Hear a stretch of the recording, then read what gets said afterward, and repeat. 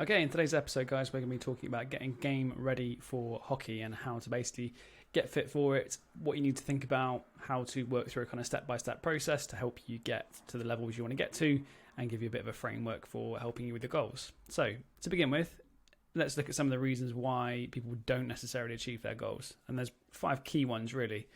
The first one is a lack of specific training, and by this I mean the training you're doing just isn't meeting the demands of the match and the game, which is why when you get onto the pitch you're not seeing levels of improvement that you're hoping for. So you could work away for months on end on a training program doing, general PT or, stuff you found online, for example, that just seems a bit generic and it isn't making an impact on the pitch. And that's ultimately the determining factor of success in any program, is particularly in strength and conditioning versus general fitness. Is it making me better as an athlete or not? So that's the first one. And the number of times I speak to potential clients who are sort of saying things like, I've been given this program to do and I have a look through it and it's got burpees and circuits and steady state training, and it's just no wonder it's not making you any better, because it's just generally getting you fitter as opposed to targeting the very, very specific elements of hockey that make it unique. So that's the first one. Second is an inconsistent training routine. Maybe you kind of do a 6-week program and then kind of stop and then start. And so ultimately we know that in the long run, consistency is king. If you can keep doing a training program for a very, very long period of time, you're going to accumulate all of that training, get really strong, really fit, really conditioned. And some of these things do take time, but the longer you do it for, the better, rather than just doing kind of short stints. So consistency is very, very key. Third one is not individualizing training, just doing what everyone else is doing, not really having a clue why you're doing this program. And again, I hear from players all the time who are saying, I've just been given this team training program. And if it's the same for everyone, it's not going to make a difference for you individually, because it's not geared towards what you need to be doing. Just as any kind of professional hockey setup, it wouldn't just give the same program to everyone, although there will be core elements that would be the same because you're playing the same sport in a similar type of position. You're still going to have unique elements that make the program relevant to you, such as injury risks and various other things that I'll talk about in a second. One of the big ones, the biggest challenges I see people just not doing, isn't assessing themselves. This, as an analogy, would be like going to the garage for the car to be serviced or MOT'd, whatever, and they just look at the car and go, yeah, it seems all right. The wheels are there, the car seems okay, there aren't any kind of major issues that I can see, but without ever actually lifting up the bonnet, checking the engine, making sure the oil's running all right, looking at the brakes, looking at the tyres, making sure there's enough tread in the wheels, all that type of thing. That's why you do that, because it makes sure that the car is safe to run. It makes sure that if you have got any issues, they identify it and they diagnose it and they fix it. And it's not just based on kind of subjective feel, like the car seems to be driving okay, so that seems all right. The same thing applies. If you are not doing assessments, how could you possibly know what you need to be working on? How could you possibly know when you've improved or if you're moving forwards? So you've got to assess yourself. It's so, so key. And one of the really, really important things that I see people doing, or not doing all the time, is not assessing themselves. So super, super important. And then fifth is limited access to guidance. So obviously I try and put out as much content as I can to help people, but often in the kind of day-to-day, there's just not a lot of guidance for, this is what you need to do today. This is why you're doing it. This is the goal. This is the support you need around it. Apart from at the elite level, a lot of hockey players just kind of left to their own devices to kind of figure it all out. So that does make it pretty difficult for the majority of players. So I would say these are some of the top reasons why players struggle to get themselves fit, as well as things like just general motivation, but that tends to stem from these factors. Okay, so here's how we're going to solve these problems, and here are sort of 5 or 6 different steps that you can follow to help solve these issues, make your life a bit easier, and give you some direction with your training. So, number 1. You've got to assess your current levels. 2 key principles here: assess, don't guess, and establish a baseline. If you are not assessing where you're currently at, how will you know where you are and where you're ultimately going? Again, for the car analogy, if you didn't have a GPS in the car or you weren't following a map or something like that, you wouldn't know where you're beginning from and you wouldn't know where you're going. You just go out in the car, randomly end up in some village in the countryside or something. Like, you wouldn't know where it is you're going. Secondly, then, in terms of establishing a baseline, you've got to know where you're currently at, so that individually, you know if you're improving, and you can also compare when it comes to doing a follow-up assessment. So that's really, really key as well. Just making sure that you're tracking your progress, quantifying the results from the training program you're doing, because that's also motivational. If you can see week to week that your progress is improving, you're going to be naturally motivated to keep doing it. Whereas if you don't know where you're at, and you don't know what your scores were at the beginning, and you don't know if you've improved because you just feel maybe a bit fitter, well, you're naturally not going to feel that motivated to follow the program. So making sure you've got a baseline, you're assessing, you're following the progress over time, also super, super key. So these are the two key principles when it comes to the first and most important step: assess where you're currently at. They say that, comparing isn't always a good thing. I disagree. I think sometimes comparing is useful, but you've also got to make sure that you're not judging off the back of that comparison. And what I mean by that is you could compare yourself, for example, versus a GB athlete and say, wow, okay, that's a big difference. Probably isn't going to be the most useful thing if you're looking at that from a negative lens of, oh my God, I would never reach that level, versus comparing yourself to someone who is in a similar position to you, but they've made really strong progress forward. That's really quite inspirational because you're like, cool, well, that person's done it, I can do it too. So comparison to other people isn't always bad. It's just what happens once you've done that comparison, whether you're judging the difference as a negative or whether you're viewing the opportunity that exists because other people have done the thing that you're looking to do. So that's just one small caveat when it comes to looking at other people's scores and that kind of thing. Assessing comparing isn't always bad, just as long as the motivation behind the comparison is a positive thing to begin with. Okay, so what do you need to assess? 6 key areas. Number 1, strength, maximal strength. How much strength can you produce through lower body, upper body in key movements? Primarily looking at things like single leg strength, posterior chain strength, upper body push and pull strength. Massively key, because the more strength you can produce, the greater the amount of force we're able to exert from our body and also tolerate. And that's a massively important thing, particularly when looking at things like decelerating on the pitch under high speed. The joints are undergoing lots and lots of stress. The stronger you are, the more you can tolerate that, the less you're likely to get injured. And again, there are benchmarks that you can aim for here, so that okay, if I'm only at a 1 times body weight strength score for lower body strength, and a 1.5 is ideal, and above that even better, then again, you've got the ability to compare, and you've got the ability to say, cool, this is where I'm at, and this is where I need to go. Secondly, range of motion. A lot of players get injured because their range of motion is actually pretty poor. And again, we're looking at things like through the posterior chain, we're looking at ankle range of motion, we're looking at hip range of motion, and we're looking at thoracic range of motion primarily, as well as other areas of the body which we can also go into. But these are the key ones. So you've got to also make sure you're assessing these things. How do you assess them? A variety of different ways. You can do it in an isolated way, look at the joint itself, or you can do kind of global movements like an overhead squat, which tends to be what we use with clients when they first come in, because that gives you an overview of lots of joints moving at the same period of time. So you can kind of see how the body is moving collectively through the whole kinetic chain. Thirdly, then capacity, by which we mean tissue capacity. So looking at how much load and how much work essentially a muscle group can tolerate repeatedly. So here on the right hand side, that's me doing a short lever Copenhagen hold, which I would use to assess someone who hasn't done a huge amount of training, but their adductor capacity. So looking at the groin, essentially, how much load can that tolerate before you have to you lose that shape in that position. If you can hold a Copenhagen for 10 seconds, then I would be saying, okay, that's a red flag for injury risk here, because that adductor just can't tolerate any degree of load for a period of time. Whereas if you can hit a 60 to 90 second hold, well, then you're in a really good position to start with, and that means that area has been ticked off. So that's also massively important. How much can that tolerate? Other areas from capacity would be things like calf, trunk, hamstrings, and other areas of the body like that, which link to the injury risks of hockey. Okay, other 3 would be asymmetry, and that is differences between left and right side, and also looking at, for the lower body, things like the quad and hamstring strength ratios as well for knee injury risk and ACL, that type of thing.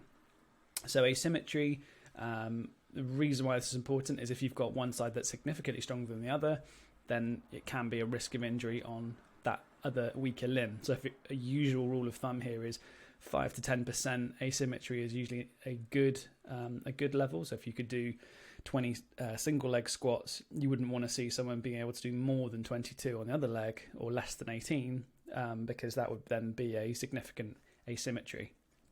So try to keep your scores between limbs as small as possible. If there is a significant difference, again, it's not necessarily going to be an injury, but it could be, and you can identify that early and do something about it. So that's also key. Conditioning. Again, conditioning covers a few different areas, but primarily here we're looking at aerobic capacity and repeat sprint ability. Those are sort of two primary ones in hockey. So looking at things like your 16 pitch lengths, you can do a 30-15 for your aerobic capacity, or a yo-yo test can also be used. And then from the repeat sprint ability side, we're looking at things like 20-meter shuttle, something like 6 to 8, something like that. Repeat sprints over 20 yards to 30 yards, depends on the test, with around a 30-second recovery period, something like that. And you'd probably also include linear sprinting, so max speed acceleration within this category. Obviously, speed isn't quite the same as conditioning, but for the sake of simplicity, we'll add that in there as well. So how fast are you off the mark, and what's your top speed like as well? Now, ideally within conditioning, you'd incorporate change of direction, so something like a repeat sprint test with a change of direction would be even better, because you're now incorporating an assessment of your ability to change direction at speed, as well as repeat that, and again to identify their asymmetries that have popped up here. What happens to that speed over time? Do you decline in terms of your ability to maintain that speed, or do you sustain that really effectively over a long period of time? Finally then, balance. Again, we're kind of incorporating a few different things here, but largely we're thinking about single leg control, landing, any kind of proprioceptive scores between left and right, so like how long you can hold a eyes closed balance test on a single leg, things like that. They're not hugely relevant to the demands of hockey, they're a bit more general, but they are going to just, again, flag any potential issues. So if you've had a history of ankle issues, sometimes you might see that proprioception in the ankle joint might be a little bit reduced, and that can be indicative of future ankle injury risk as well. Doesn't necessarily mean it will be, but it could be one of a few different factors. So that's also very, very key. Okay, step 2. So we've looked at how to assess. The next is looking at our conditioning, which is massively important for hockey because it's a running-based sport, and if you're not able to perform the running actions, it doesn't really matter about everything else. It's kind of like the most important thing of all. So first up, 2 key principles: intervals and exposures. Intervals, try to reflect the demands of the game again. Hockey is a repeat sprint sport. It's not a steady state marathon. And if you look at the GPS characteristics of the sport, you tend to find that majority of the game is actually in relatively low intensity walking and jogging, but the actual actions themselves are high speed sprints and decelerations interspersed with short recovery periods. So the kind of game changing acts of the game, if you like, are usually a high intensity sprint, recovery, and then another high intensity sprint. So something like a counter attack, quick change of possession, getting yourself into position, making a break, trying to create separation from a defender if you're a forward, that type of thing. These are where the game winning moments are to be found. So doing things like 5Ks has their place during the off season if you just want to kind of, again, create a bit of general baseline of fitness.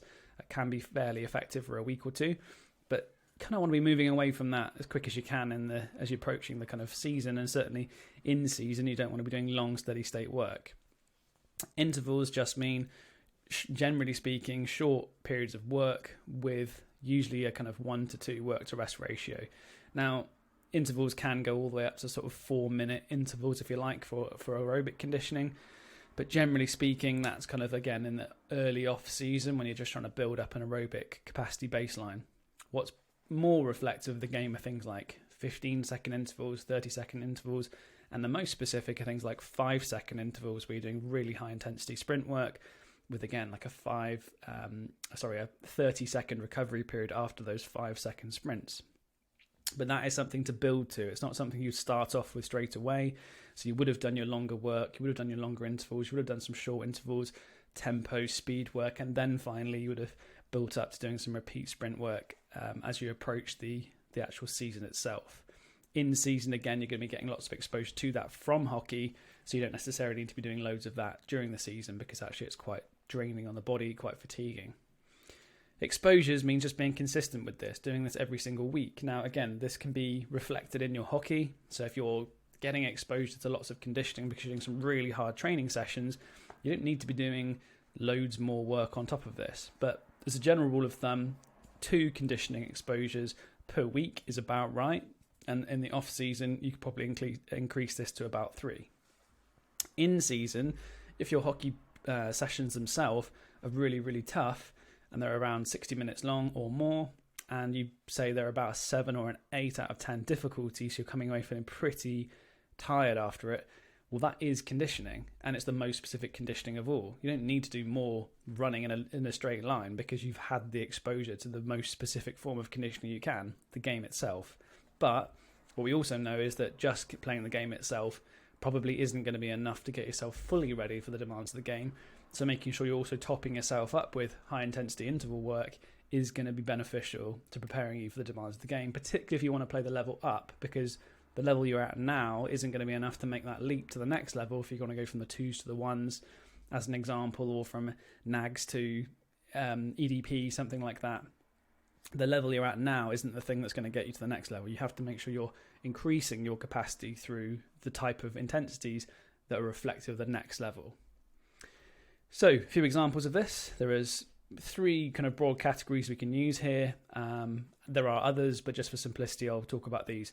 Short intervals are based on your mass score, mass being maximum aerobic speed. Usually you achieve this by doing a 16 pitch lengths run, or you can calculate this from a 30-15 intermittent fitness test.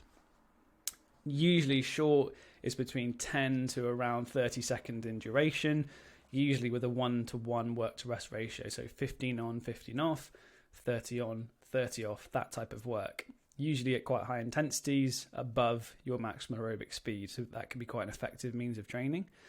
Long intervals usually are a sort of 2 to 4 minutes in duration, more of an aerobic capacity focus, more of what we call a central adaptation. So looking at changes in our cardiac output from the heart and oxygen delivery to the working muscles, things like that. So that also has its place if it's the right thing for you individually. And a big part of the individualization of conditioning is making sure that what you're doing is actually reflective of what you need to be doing.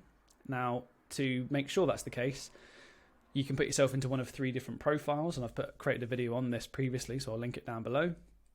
But this means you're either a speed, hybrid, or endurance profile, and that's reflected in these types of sessions here. So if you're more of a speed profile, short, sharp conditioning is going to suit you, usually more of like a forward approach.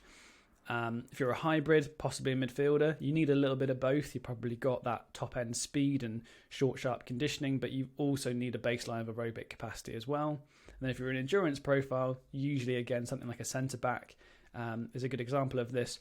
Probably got a good aerobic base, but your top end speed probably isn't quite as good as your aerobic base because you're on the pitch for longer, doing slightly longer stints on the pitch. So those would be some examples. Tempo intervals, finally, more based around your maximal speed as a percentage. It's usually 70 to 75% of your maximal speed. Can be a good means of complementary conditioning, if you like, to top-end speed work. So that tends to work quite nicely in a speed-focused block. So those are 3 different types of conditioning that you could be doing based on your assessment profile. How would this look in reality? You could do, again, rule of 2 exposures this a week. So this could be, for example, on a Tuesday and Thursday in your hockey sessions, you might just do 20 minutes of top-up work. One could be in a long aerobic session. One could be a tempo aerobic session, for example, or any combination you like. And usually we're aiming for above a 7 out of 10 RPE. So this is pretty tough work. And the reason why is because the session durations don't have to be particularly long. So you could, for example, do something like 2 minutes on, 2 minutes off, and 5 intervals of that. Well, that would take you 20 minutes to do. So it would be pretty tough work for 20 minutes, but the intensity should be high there. Okay, and usually for something like a 2-minute interval, around 90-95% of your mass score is probably about right. So that's just some examples here of how you could feed this all in and create a bit of a training week within your conditioning based on your aerobic profile. But again, going back to step 1, make sure you know what your scores are, make sure you know what your profile is. That will dictate what type of work you should be doing. Okay, step 3, making your strength training specific. There's 2 key principles here, and that is addressing the injury risks and also the physical demands of the game. So the injury risk, we're looking at targeting the key injury or at-risk sites, if you like, such as the ankles and the hamstrings. Other key ones would be the adductor, lower back, for goalkeepers, you could also include the shoulder in this as well. And physical demands, again, you just want to make sure that what you're doing is actually reflective of what the game looks like. So I'm going to look at in a second how you could make your training more specific to the demands of the game here. Okay, so what is specific? There's 3 key things here again. So you've got the positions that you're going to find yourself in on the pitch, the running patterns and the movement patterns, and then the potential risks. So the positions would be things like in the D, if you're getting really, really low to the ground, you're going to be in lots of flexion, so lots of thoracic flexion, lots of hip flexion, and you're probably going to be in a split stance position. So if you're only doing movements where you're not getting into lots of flexion, you're not challenging that range of motion. If you're always doing bilateral movements and you're not getting into that kind of split stance position that is, you're always in a split stance position in tackling, passing, shooting, running, like you very, very rarely find yourself in a bilateral stance. So if you're only ever doing bilateral training, that is not reflective of the positions you're going to find yourself on the pitch. The patterns, again, the running positions and patterns are going to look slightly unique because you're carrying a stick. You're going to be low to the ground for large portions of that. But also the movement patterns are going to be usually multi-joint. There's going to be a rotational component. There's always that split stance element. So making sure you're addressing those in the types of exercises you're incorporating into a strength training program. And then thirdly, it's the potential risks that links back to the injury risk we spoke about earlier. If you're not strengthening the ankle joint, the lower back, the hamstrings, the adductors, all of these kind of commonly injured areas of the body, then you're not making your training specific. So if I was to give you a program that was the least specific to hockey I could possibly give you, then I would be doing lots of upper body hypertrophy focused training. I would be doing long, steady state training on the conditioning front. I would do lots of bilateral movements and no unilateral movement. And I wouldn't do anything to address the injury risks associated with hockey. That, for me, would not be specific in any kind of way. Now, sometimes we can get carried away with making things super specific. And you see people doing crazy stuff like trying to, pass with a band around their hips and things like that. It's not trying to get down to that granular level of actually doing the actions themselves, because that is what the sport is. That's what makes it specific. But you're trying to address and make your training relevant rather than the thing itself. So it's trying to bridge that gap between what the training looks like, what the sport looks like, and trying to make something that actually is addressing these positions, patterns, and potential risks.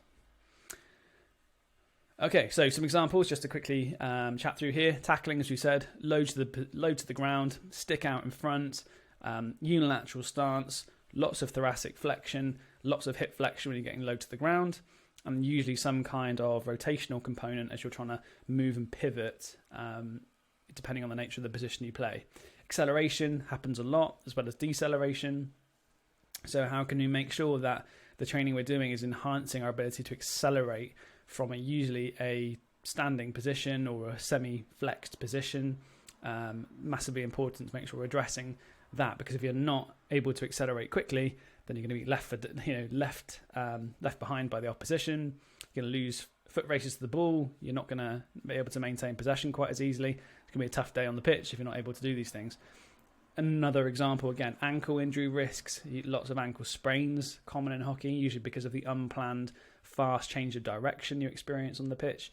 So if we're not addressing those risks as well, then you're obviously putting yourself at risk of future injury. So making sure we're looking at calf capacity, balance and proprioception, how much strength the calf can produce, the range of motion at the ankle, but also the whole kinetic chain together, and looking at how do you actually move, and is that also going to indicate whether you have got an injury risk coming up. Okay, step 4, prioritize agility and speed work. There's 2 key principles here. Raise the ceiling and make sure you've got relevant movement. So for the raise the ceiling component, a higher top speed essentially means you've got a bigger capacity to perform repeat sprints. If you think about this for a second, late stage in the game, you've got someone who is naturally faster than someone else. If the 2 people are just as fatigued as each other, that faster athlete is going to win the foot race again and again and again. So you want someone on your team who is fast, and you can probably think of someone on the team or someone you've played against who's really quick. It is the game-defining physical quality because it separates lower-level players from higher-level players, and even if their aerobic base isn't quite as good, they're more impactful when they are on the pitch because they can actually get to the ball faster, get away from the opposition, create opportunities.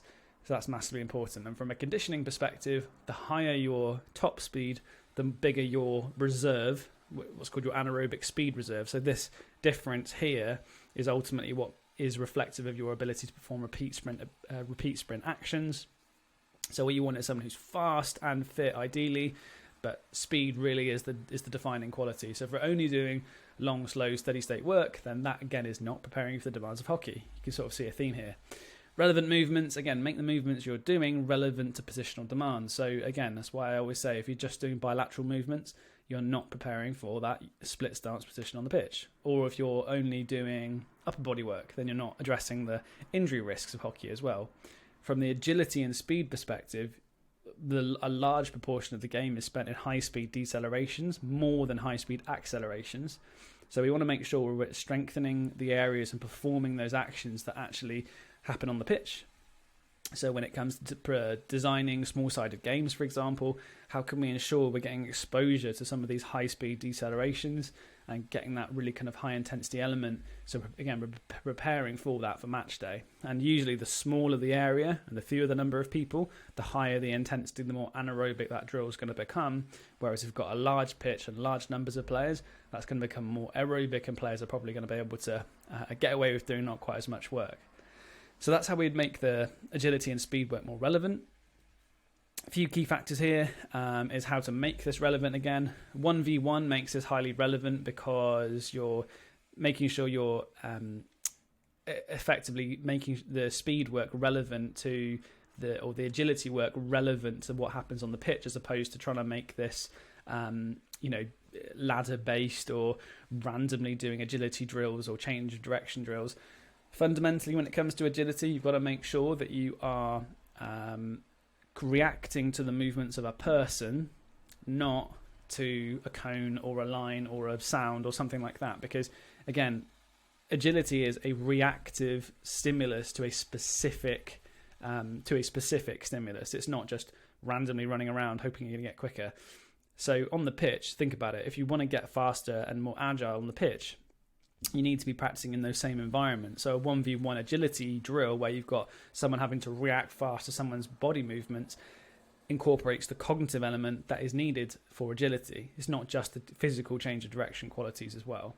Cat and mouse works really well, so things like 1v1 accelerations or two players running along when one person decelerates, the other has to decelerate. Things like that just make it far more competitive, far more intense, and far more relevant than just randomly doing kind of speed work or other exercises without that reactive component. Now, just a caveat to that, speed work can be really, really beneficial if you're just doing it by yourself and doing high-speed exposures. It can be one of the most potent stimuluses there is. But ideally, try and make this relevant by including other people in those drills so that you have that reactive stimulus that makes it relevant. Short duration, again, think about 5 seconds or less, particularly for agility. Don't just be running around for 20 seconds. It just becomes a kind of a conditioning exercise. Most of the actions in hockey are going to be 5 seconds or less, just super, super, super fast, short duration, very, very intense. That will get you more conditioned for hockey than anything else. Okay, a couple of steps to go. Step 5 is tailor it to the specific demands. Again, similar theme coming through. 2 principles: avoid generic and prioritize specific. For a generic, please don't waste your time doing pointless exercises that have no relevance, because they really will not help make you a better hockey player. Now, if you're someone who just enjoys hockey recreationally and you just enjoy being fit and healthy and a bit of variety in your week, fair enough. But this video probably isn't for you. This really is for someone who wants to improve their performance as a hockey player, play at the next level, generally try and improve their performance to the highest level they can. So if you're doing, as we said already, bodybuilding, long runs, bilateral movements only, chest days, there is nothing wrong with that as long as it's not the training you do all the time. Like if you did that for a couple of weeks in the off season, totally cool, because it's good to mix it up and it's good to give the body new stimuluses, allow it to recover, give it something different. But if you're doing that all the time, I promise you it will not make you the type of player you need to be to play at the next level. You've got to avoid that generic training. Prioritize the specific, because you've got to link it against the performance you're trying to improve. these aren't two separate entities. Your fitness training isn't something different from hockey. They are one and the same. So if you're going to improve your performance as a player, reverse engineer that process and think about, what is it on the pitch that I need to be doing? How can I ensure the training I'm doing is preparing and improving that thing, rather than just generally trying to make my body fitter so that I'm somehow going to become a better hockey player? You've got to really address the specific elements that we've spoken about already. One key principle underlying all of this is what's called specific adaptation to imposed demands, the SAID principle. It sounds like a long lot of jargon. In simple terms, this means the body adapts to what you give it. So if you give your body long, steady state running, your body's really good at adapting to long, steady state running. It will get good at that speed, and it will get good at recovering from that type of training. If you give it, on the top right here, some adductor exercises, the adductors will get strong. If you give it some lower body strength exercise in the middle there, the same thing will happen. If you give it some split stance positions, it will develop and improve its proprioceptive qualities and balance in a single leg stance. So what you give the body, it will respond to. And that's a very key principle to always remind yourself, because if you are doing that non-specific training all the time, your body will adapt to it and it will get good at those things. So don't be surprised if your performance on the pitch doesn't improve. So literally just know if you're doing things like circuits, this slightly strange performed bent over row, I'm not really sure what this guy's doing over here, slightly rotational, so possibly there is a hockey specific element, you could argue, but this type of like general circuit style training, ladders, stuff like that, again, there's nothing wrong with the training per se, but if you're trying to improve your performance as a hockey player, this stuff will not address the specific elements. You have to make sure that you're reverse engineering that process. So if it's just for a bit of fun and you're doing it every now and again, totally cool. Again, if you're a recreational player and just want to do a bit of circuit training, there's nothing wrong with that, and I've got absolutely no issue with it. But I do, if you're someone who's saying, I'm trying to improve my performance, I'm not performing the level I want to, I'm not able to accelerate as fast as I want to, I'm getting injuries because of this, that's probably the biggest thing of all. If you're not as fast as you want to be, and you're getting injured all the time from these common injuries I've spoken about, that's for me a red flag that your training is not preparing you for those specific demands and you don't know how to do it. So again, nothing wrong with it, but if you're taking yourself seriously, then that is an issue. Now, last step here is to individualize your training program. Again, a couple of key principles to wrap this up. Everyone's unique, and you've got to meet your needs. So don't do the same as everybody else. If you do what everyone else is doing, you'll get what everyone else has got. If you continue to do the same thing you're doing, you'll continue to get the same results that you've been getting as well. When I say everyone's unique, again, I often hear people saying that they've been given the same set of exercises as everyone else in the squad, which again can be fine if you're doing a team-based training program.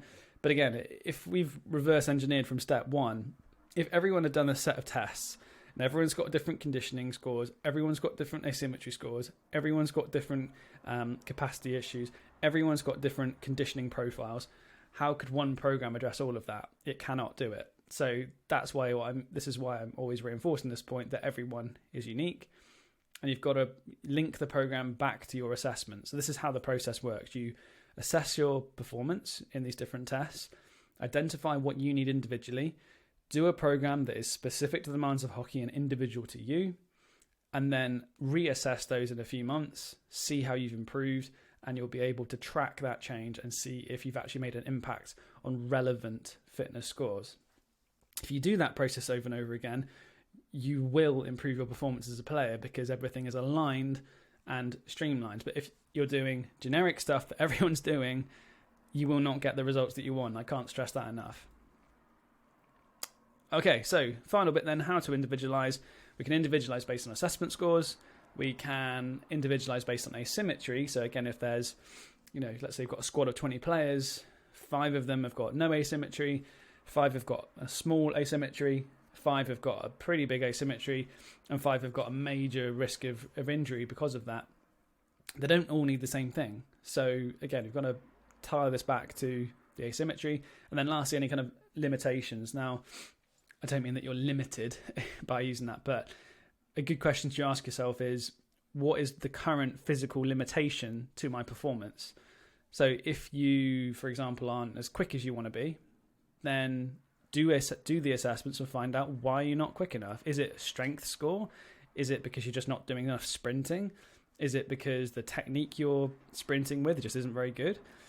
That would be a physical limitation to performance that you can individually address. And everyone's will be different. You could have 2 people, 3 people with the same problem, which is they're not quick enough, but 3 different reasons as to why that is the case.